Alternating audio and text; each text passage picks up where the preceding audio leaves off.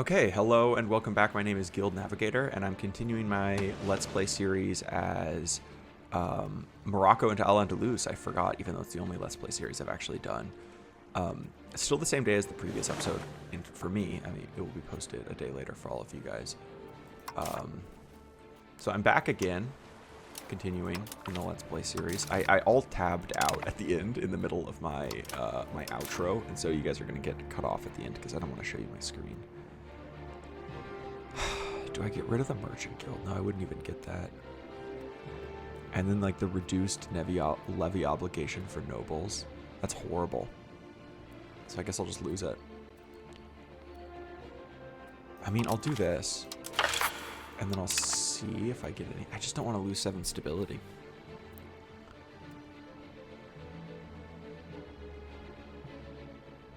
Like, minus 50% noble levies just seems so bad.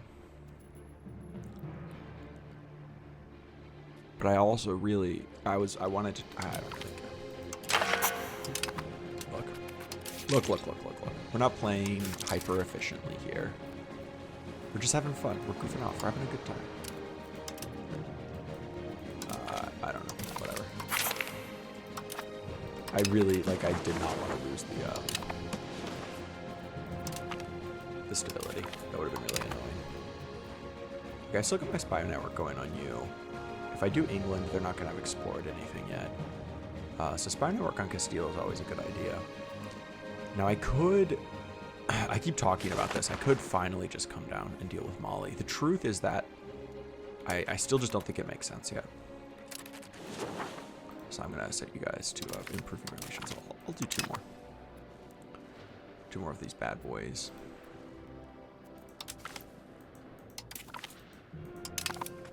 Okay, we're building stuff.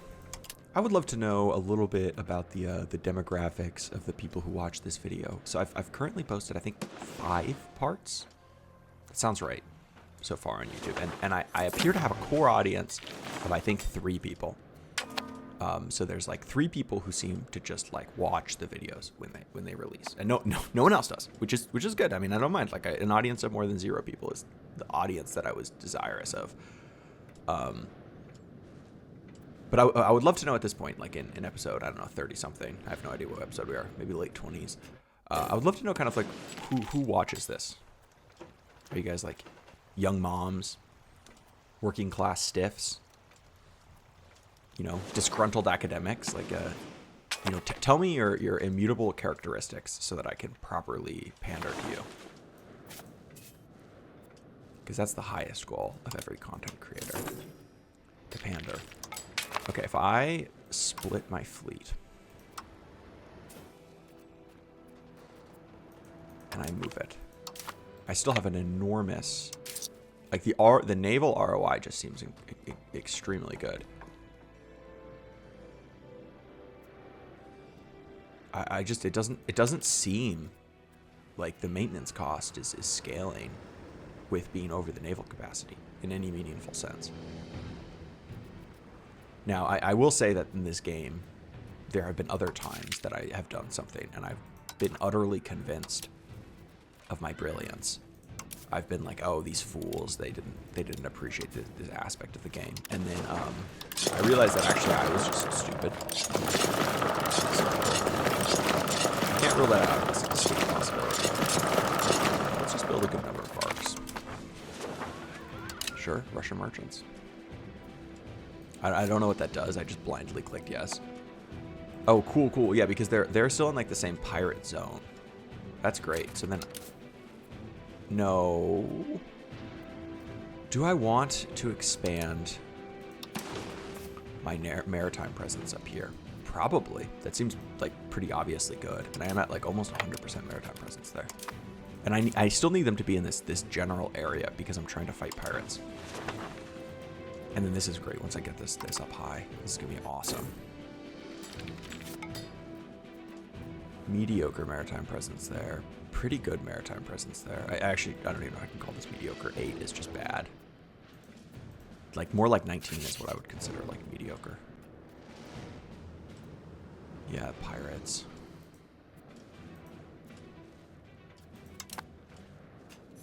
I mean, it's a mini game. I'll give them that. It's a mini game. Yeah, that seems good. They're doing a good job.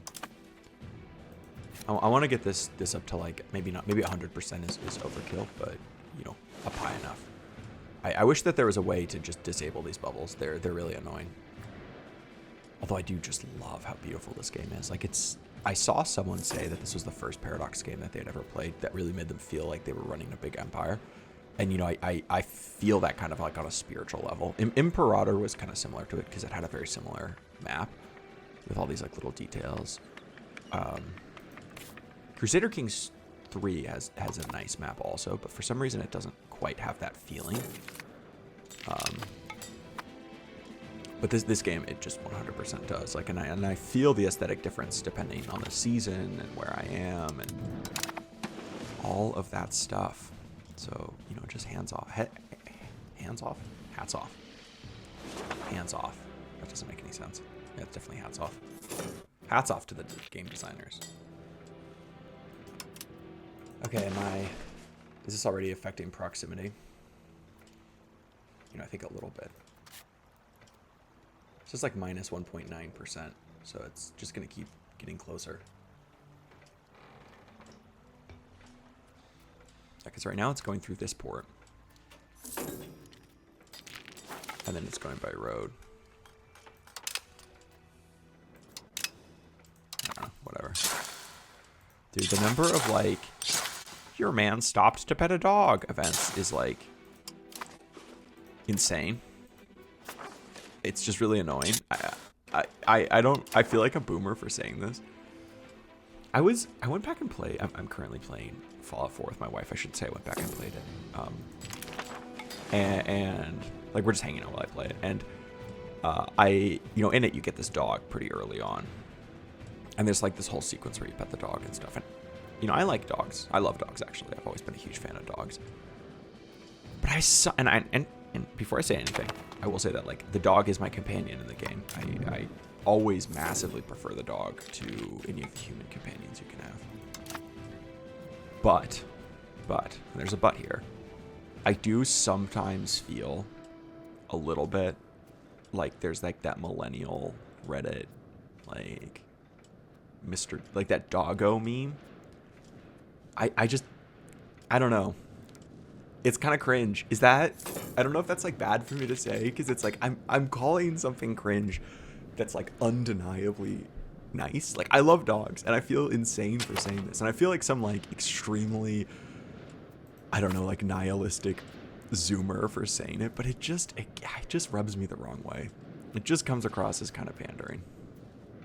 I don't know if anyone else feels this way, but I do. If you guys could hear my burp into the mic. Pop Rebel join threshold. I don't have any. And the efficiency in cabinet would be really nice. I'm just going to put this all the way down to 0. I just want to get rid of this. I don't care how long it takes. I want to set this to 0 and then hopefully it just goes away. Or if it doesn't go away, at least the pops that aren't slaves won't rejoin it. They can join the Castilians, People's Front. But this causes me so much irrational anger, especially because my armies were on Suppress Revolt forever, and they just convinced no one to leave. It just causes me irrational anger. I was about to crash out. I was about to be like, why the hell are the pirates beating my like 100 and something ships? Yeah, 17. This is just nothing. I mean, like, it's just insane. Like the ROI on ships is just really, really good. Which is cool. I think that's a good system. And let's see, what's the, where's my land to Navy? I'm currently naval focused, but why am I drifting land? Army size, army tradition. Ruler has a general trait. Whatever. Okay, and I annexed one of my vassals. Can I annex anyone else? Not anyone that I want to. So I guess I'll just You're already improving relations, so I can just improve relations with you.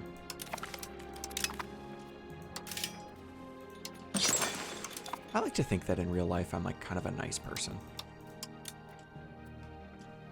Like I'm a pleasant person to be around. I do sometimes feel like that gives people the impression that I'm fake when I just am trying to be nice. I was thinking about this recently. I had a phone call with someone, and you know, I was just like, I asked them what their name was. Because like I shouldn't say, I didn't ask them what their name was. I knew what their name was. I was like, do they prefer to go by their first name or their last name? And they were like, I prefer to go by my first name. And I was like, oh, okay, that's no worries. And then I laughed and I said like, yeah, I just wanted to make sure I called you the right thing. And I could see in their face that they thought I was like being like a sycophant. Like they didn't love it. Like they thought it was weird. And I was like, that's fair. Like, I guess it does come across. Like, I was just trying to be respectful. Anyway, I don't know if you guys ever struggle with this plight. It's a fine line to be like polite without being like sycophantic.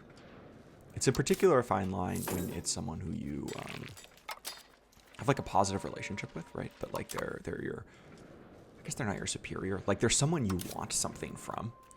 It's just extremely easy to have an interaction that's a sycophantic. You guys are getting little snapshots into my life. The sun is slowly beginning to set at 4:17. Oh, it's just lovely. Oh, I forgot to reset a timer, so this episode's going to be a little bit longer than the other ones.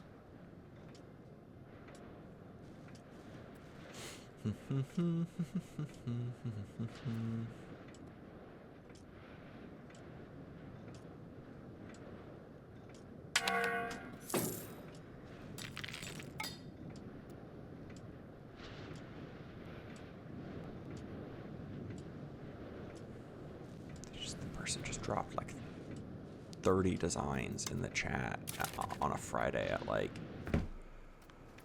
5 p.m. after not doing anything for us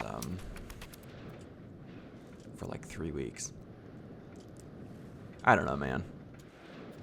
I will say that one of the things that I'm kind of excited about, I have like a pretty meticulous like daily journal, like just work journal that I've been keeping since 2020. And it's always really fun to go back in time and look at like what was I doing today in 2022 or something like that. Because you get like a little window into your mind. I was doing some like analysis, like basic analysis on it a couple of days ago. I just wanted to know like when did I write the journal entries? What days did I write the most? Like I didn't do any like sentiment analysis. Like I could have fed it through like an LLM. I didn't want to do it through like a public LLM because it's my private journal. But I guess I could have downloaded something from like a Hugging Face and done something more substantive. But I thought that like just, I don't know, just knowing how often I would write was in itself like a pretty interesting way to start out. Where am I going with the story? This is where I'm going. So I did like a little bit of basic analysis on it, and it was lovely because I got to see my life in kind of detail. Like it showed. I could see like the times that I was busy, the times that I was depressed, and it all like came out, and like you could see it over time, like the number of words that I'd written, the number of journal entries I'd had, and I could just see like the spikes and the valleys in my productivity. And I think that like this Let's Play series is going to be kind of fun also, because in 5-10 years I could come back and I could re-listen to this and I could be like, what was I like? What was I thinking about? Yeah, exactly. Like what was... I need to edit that. That was a mistake. I should not have said that. Okay, I need to process like all of these and then remember to edit that little bit out. For you guys who you're not gonna know what I edited out, I said my name. I was like, I wonder what it's like to be, and then I said my name. I'm gonna accidentally dox myself at some point. I mean, it's not like it matters, but it's inevitable. To my 3 audience members. Valencia? Are you fucking kidding me?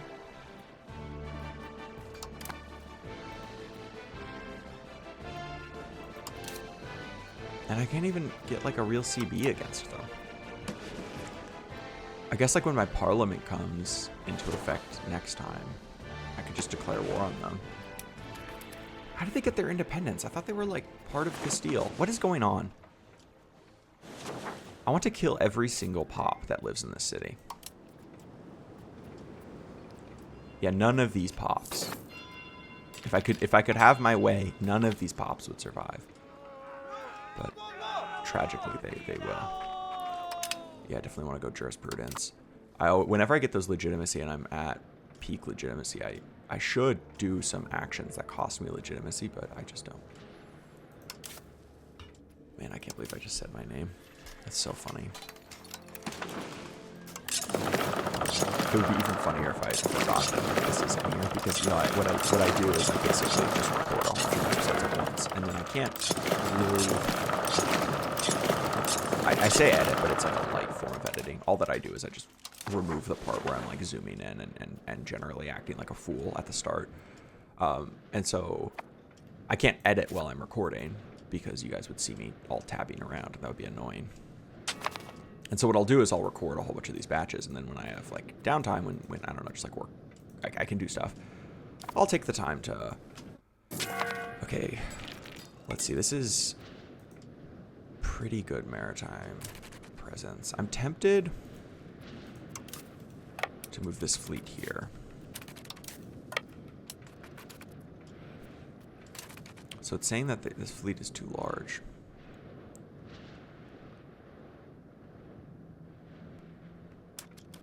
It's just movement speed, basically, that get affected in that scenario. It doesn't seem like it's affecting the maritime presence at all. So I can juice these numbers up pretty high, because I want to be able to get, I guess, access to the North African coast.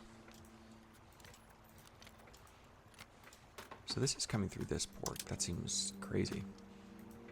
But okay.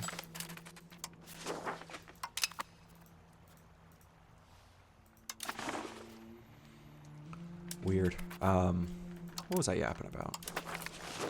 Yeah, about a lot of stuff. There's something kind of therapeutic about, you know, recording these videos, especially right now because I don't actually have an audience. Like it's mostly like I'm talking to myself and some hypothetical people who have yet to annoy me. You guys are all lovely in my mind. I hope you know that. I love all of you, even though you don't exist yet. Well, 3 of you exist. Okay. Gold situation is fine. I'm spending an enormous amount of money on stability. I guess I shouldn't say an enormous amount of money, but I am spending like 60 gold on stability.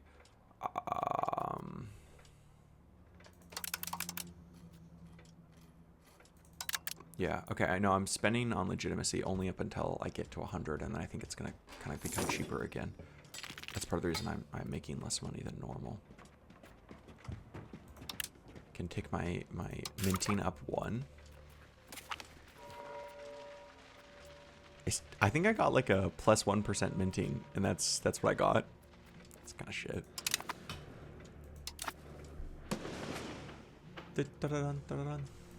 Can I annex anyone else? Because currently I'm annexing no one. I can annex 2 people. Okay, definitely you. And you.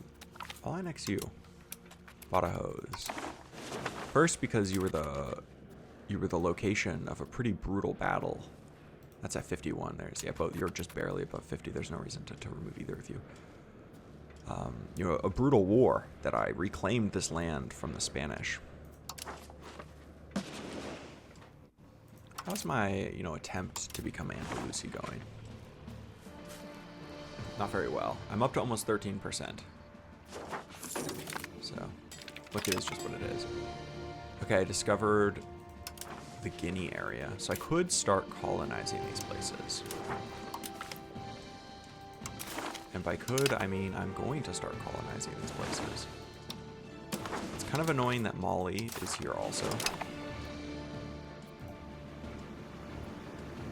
So I guess I'll let them get that province that they've already started on. Yeah, I don't know. I don't really care. I don't need to finish that like quicker. I'm not pressed. Pressed is a great word. It captures the emotion, I think, pretty well. Like, I'm feeling pressed. I think I'm going to play until July 1436, right when I'm about to declare war on Castile. Then I'll cut the episode here. Probably end up editing the episodes so that I can remember to remove my name before I forget, and then I can just clear the backlog out. I was worried about filling up all the space on my computer anyway. And then I'll come back and I'll record some more.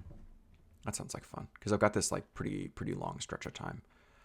Okay, feudal theocracy. Tax efficiency is nice, and this progress to decentralization is also good. Crown power is always awesome, but I'm not going centralization. Not that that matters that much. I've got plenty of support in the direction of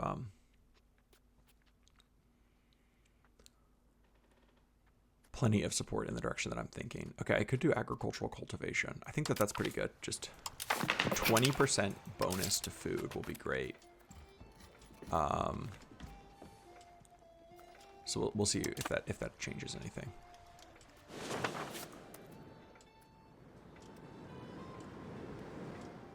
It hasn't shown up yet, but it should show up at the end of the month. Oh no, wait, it has to. You have to wait for the legislative efficiency to go in. So it'll be a couple of months. This was 200. Not that long ago. Trade is weird. Okay, a building that I think is pretty good.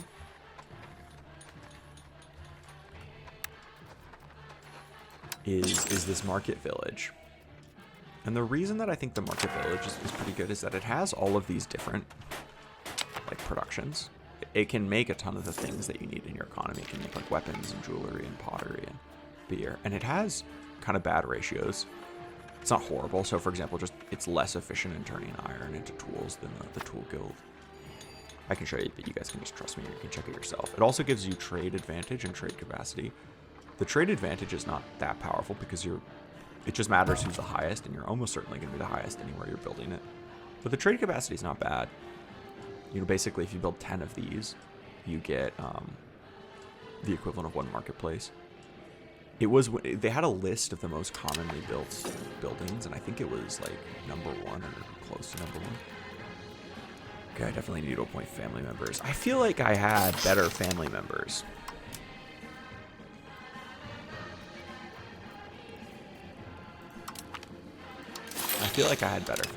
I'm not sure what's going on. And I'm not going to fire you. I just hired you. Yeah, like, what are all these kids doing? Where are they? Take me to you. You're there. Like, why are... Oh, because you're stupid. You're horrible. Wow. Wow, all of my children are mentally disabled. Just an army of imbeciles.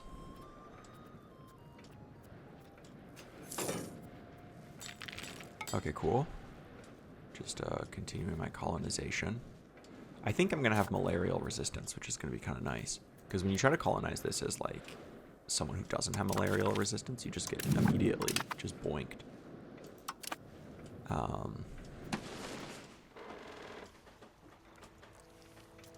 Yeah.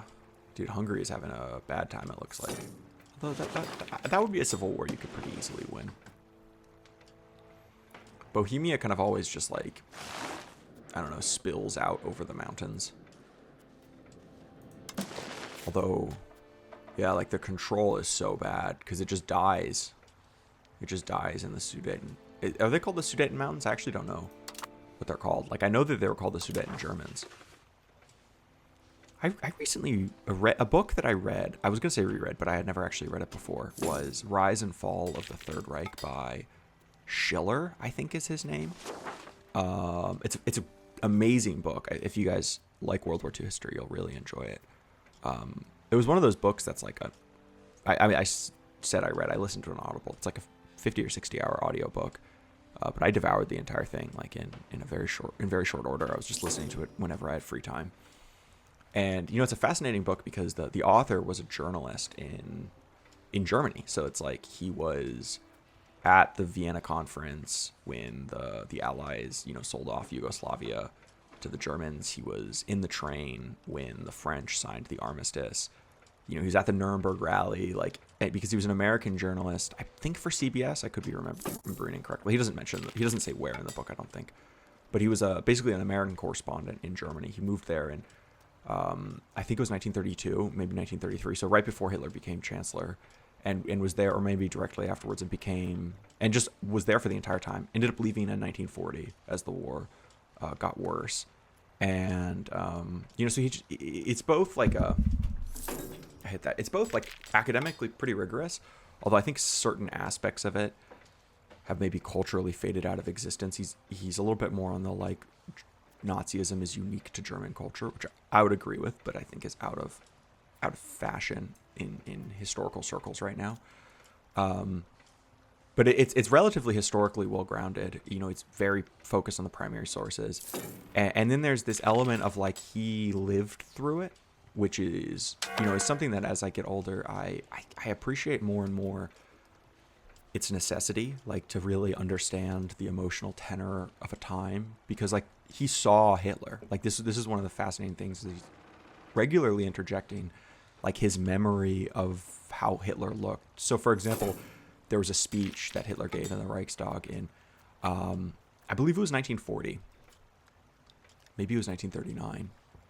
But where Roosevelt had sent a letter to Adolf Hitler, basically, with a list of countries in Europe. And he said, like, okay, like, do you promise not to invade these countries? And so Hitler gave a very long speech. If you're interested, it's online, to the Reichstag, where he basically, it's called like an answer to Roosevelt, where he, you know, he responded, and he obviously lied, because that's what Adolf Hitler does.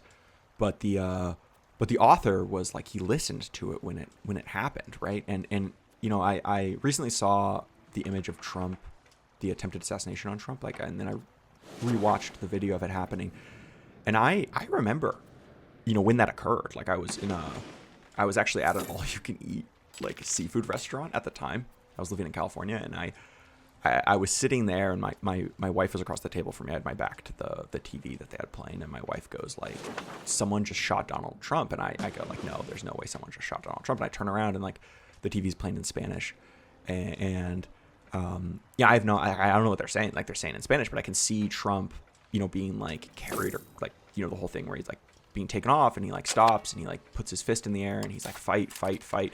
So by the time I had watched it, it had already happened. Like I was watching the replay maybe a couple of seconds after it occurred, but like my wife saw it. I can't say immediately. I don't think that they were playing his random speech in Pennsylvania on the TV, but she saw it like pretty much as soon as it was covered by the news, and I saw it just a couple seconds after. And you know,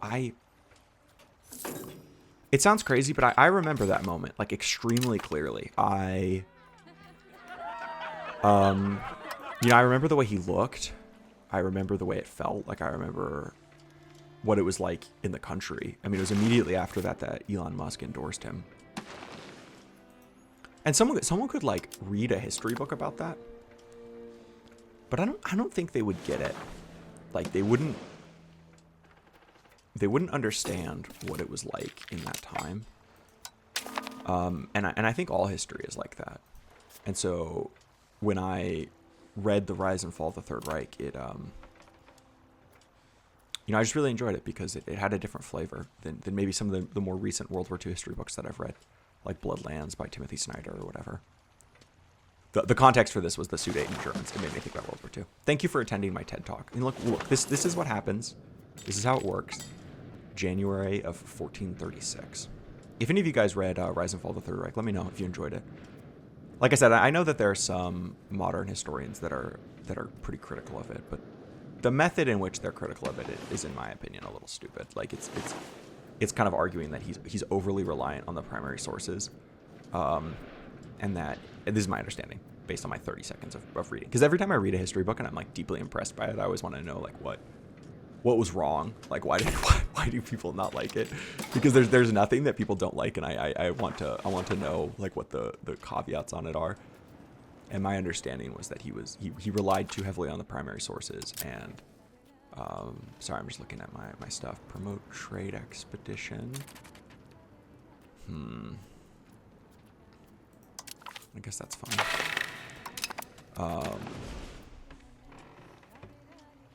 he was too reliant on the primary sources, and also I guess he painted Germany in kind of a mean light. He said that it was something like intrinsic about, you know, German nationalism that caused them to elect Adolf Hitler. I do think that there's like real truth in that. I'm not sure if talking about this is going to get my channel demonetized. I am, you know, I'm a little bit, I don't know what the right pill to describe this as, but I do think that there's something like uniquely German about Nazism. Like the specific affectation that fascism took in Germany, I think could not have been replicated anywhere else. And, you know, on some level that sounds like trivially true. Like I'm just saying that I probably shouldn't have pointed that person, even though they were a family member. You are going to be also assimilating people. You know, on one level, it sounds trivially true to say that Nazism was exclusively German, because obviously it was. But I do think that there's something a little bit profound in the degree to which a lot of it was just, you know, a product of unique circumstance, right? Like it's a, you know, Hitler was a German who was born on the frontier, like a racial frontier between Slavs and Germans. And that sounds so crazy for us to say now, but like that is the way that he would have self-conceived it. And he obviously did self-conceive it that way. And, you know, Germany was landlocked. They had gone through extreme hunger during World War I. You know, they had relatively high population density. There was relatively very low population density in Eastern Europe. It was much lower levels of, you know, development. And there's all these things that just coincide to allow Nazism to be what it is, that I don't think it could happen anywhere. I don't think French fascism would look anything like it. I don't think it would be anywhere near as effective. I mean, Spanish fascism wasn't, Italian fascism wasn't, Hungarian fascism wasn't, like Greek fascism, which I think you could realistically call the regimes in the 1970s. I believe it was 1970s, like the military juntas that ruled their military dictatorships. I'm almost at the truce experience, but you know, none of those had the kind of like flavor of National Socialism. Okay, cool. So July 2nd, and I can call the jihad. Okay, cool. Can I call the jihad on Castile? I can. Has Castile joined? They have not. Ha ha ha. I love it. I love it. Oh my god, it's beautiful. And it's just Castile and Ortenburg. Oh, okay. I'm gonna call this episode here. We ended up kind of recording a longer one, so and I'll go and edit my stuff so that I can remove my name. Thank you for listening, those of you who sat through my ramblings. Like I said, it's like kind of therapeutic to just get to talk about this stuff that I enjoy. So I'll catch you all in the next one, and have a wonderful day.